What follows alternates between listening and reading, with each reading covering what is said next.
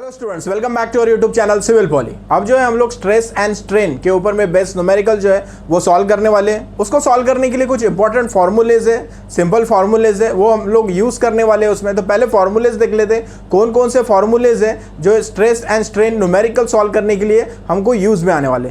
तो सबसे पहला जो फार्मूला यहाँ पे यूज़ होगा हमारा वो होगा स्ट्रेस का फार्मूला। ठीक है, स्ट्रेस। तो देखिए स्ट्रेस जो है वो डिनोट करते हैं हम लोग सिग्मा से। Stress it is denoted by sigma. तो देखिए स्ट्रेस का फार्मूला है sigma is equal to load upon area. ठीक है, तो लोड जो लेना है हमको वो लेना है न्यूटन में। ठीक है, और एरिया जो लेना है वो mm स्क्वायर में लेना है। ठीक है, तो न्यूटन पर mm स्क्वायर ये इसका यूनिट रहेगा हमारा स्ट्रेस का, न्यूटन पर mm स्क्वायर। तो न्यूटन पर mm स्क्वायर में स्ट्रेन जो है वो हम लोग स्ट्रेस कैलकुलेट करेंगे। ठीक है, अगर सपोज एरिया जो है आपका रेक्टेंगुलर रहता है तो उसके लिए लेना है area is equal to B into D for rectangular section. अगर रेक्टेंगुलर सेक्शन है हमारा तो रेक्टेंगुलर सेक्शन में बी इंटू डी ये फार्मूला हमको यूज करना है। अगर सपोज हमारा सर्कुलर एरिया रहता है, ठीक है, तो उसके लिए लेना है π/4 इंटू डायमीटर स्क्वायर। जो डायमीटर दी रहेंगी वायर की, ठीक है, तो वो डायमीटर वायर पाइप जो भी रहेगा हमारा उसकी डायमीटर लेना है, डी स्क्वायर करना है। ठीक है, तो ये हो जाएगा हमारा सर्कुलर के लिए। अगर सर्कुलर सेक्शन है तो उसके लिए π/4 इंटू डी स्क्वायर ये यूज करेंगे हम। देन अब ये हो गया हमारा स्ट्रेस। तो स्ट्रेस में इतना याद रखना है न्यूटन में लेके आना है। अगर ये किलो न्यूटन में है तो न्यूटन में लेके आना है हमको।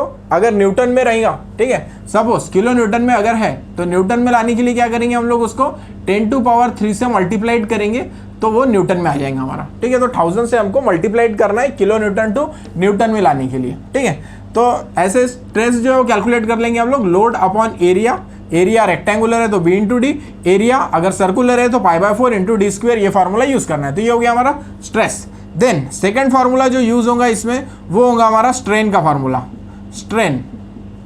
ठीक है, तो स्ट्रेन क्या होता है हमारा denoted by small E, it is denoted by small E. Strain होता है हमारा change in length to the original length.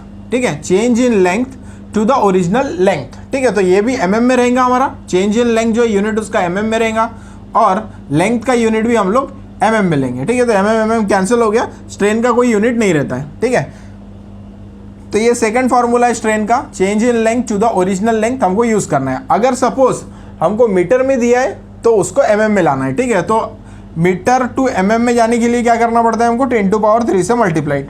1 metre is equal to 10⁻³ mm। ठीक है, इतना होता है, मतलब कि 1000 से हमने उसको मल्टीप्लाइड कर दिया। ठीक है, तो ये हमको ध्यान में रखना है, कन्वर्शन यहाँ पे यूज होगा वो। देन उसके बाद में थर्ड फार्मूला जो यूज होगा हमारा वो होगा यंग मॉडुलस ऑफ इलास्टिसिटी। ठीक है, modulus of elasticity, modulus of elasticity. तो modulus of elasticity it is denoted by capital E.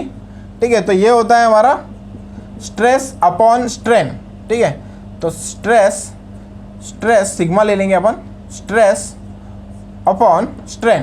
ठीक है, स्ट्रेस अपॉन स्ट्रेन। ठीक है, तो ये होता है हमारा। अब देखिए जो स्ट्रेस हम लोग कैलकुलेट करते हैं वो कैलकुलेट करते हैं न्यूटन पर mm स्क्वायर में, है ना। स्ट्रेस जो कैलकुलेट करते हैं वो न्यूटन पर mm स्क्वायर में हम लोग कैलकुलेट करते हैं, इसका कोई यूनिट नहीं है। तो यंग मॉडुलस ऑफ इलास्टिसिटी जो है वो भी हमारा न्यूटन पर mm स्क्वायर में आ जाएगा। ठीक है, तो ये मॉडुलस ऑफ इलास्टिसिटी का फार्मूला याद रखना है, स्ट्रेस अपॉन स्ट्रेन। ठीक है, देन फोर्थ जो हमारा यूज होगा। ठीक है, तो अभी देखिए यहाँ पर और जो आ गया Young modulus of elasticity is equal to stress upon strain. ठीक है, अब यहाँ पे पुटअप कर देते हैं इसको। स्ट्रेस क्या है हमारा लोड अपॉन एरिया है। ठीक है, डिवाइडेड बाय स्ट्रेन का फार्मूला क्या बोला हमने change in length to the original length. ठीक है, तो ये पुटअप कर देंगे यहाँ पर change in length to the original length. ठीक है, अब देखिए इसको थोड़ा इधर साइड में ले लेते हैं डेल एल को। ठीक है, तो डेल एल अगर इधर जाता है, ठीक है, तो डेल एल बाय एल। ठीक है, ये डिवाइड में इधर जाएगा मल्टीप्लाइड में हो जाएगा, तो यहाँ पे आ जाएगा E multiplied by del L divided by L. ठीक है, देन उसके बाद में इधर में लिख देना है p डिवाइडेड बाय a। ठीक है, थोड़ा एडजस्टमेंट करते हैं यहाँ पर। देखिए यहाँ पर खाली हमको डेल एल अगर निकालना है, चेंज इन लेंथ निकालना है। ठीक है, तो क्या हो जाएगा वो, तो p/a है यहाँ पर, करेक्ट। देन मल्टीप्लाइड बाय, अब देखिए ये ई जो है ये मल्टीप्लीकेशन में, तो इधर जाएगा तो वो डिवाइड में जाएगा, ठीक है। और यहाँ पर देखिए लेंथ जो है वो डिवाइड में इधर जाएंगी तो मल्टीप्लीकेशन में जाएगा, मतलब ऊपर जाएगा, ये नीचे से ऊपर जाएगा और ये ऊपर में है तो ये नीचे आ जाएगा, ठीक है। तो डेल एल क्या बन गया हमारा, del L is equal to P L divided by A E, ठीक है। तो अगर चेंज इन लेंथ दिया है, बोला है कैलकुलेट करने, ठीक है, तो ये एक फार्मूला है, ये फार्मूला भी हमको यूज करना पड़ेगा और वहां से हमको चेंज इन लेंथ या फिर अगर लोड बोला है चेंज इन लेंथ दिया है तो ये फार्मूले का यूटिलाइजेशन करके हम लोग जो रिक्वायर्ड आंसर है वो हम लोग यहाँ से कैलकुलेट कर सकते हैं, ठीक है। तो ध्यान में रखना है हमको, सबसे पहला फार्मूला ये स्ट्रेस का फार्मूला यूज होगा, वो है हमारा लोड अपॉन एरिया, ठीक है। देन उसके बाद में स्ट्रेन का फार्मूला है ये यूज होगा, वो है हमारा change in length to the original length, ठीक है। मॉडुलस ऑफ इलास्टिसिटी उसका formula capital E is equal to stress upon strain, ठीक है। फिर उसके बाद में ये वाला फार्मूला है क्या, चेंज इन लेंथ। 5 फार्मूले हमको याद रखने हैं, ये 5 फार्मूले के बेस पे हम लोग अब जो है उसके न्यूमेरिकल जो है वो सॉल्व करेंगे।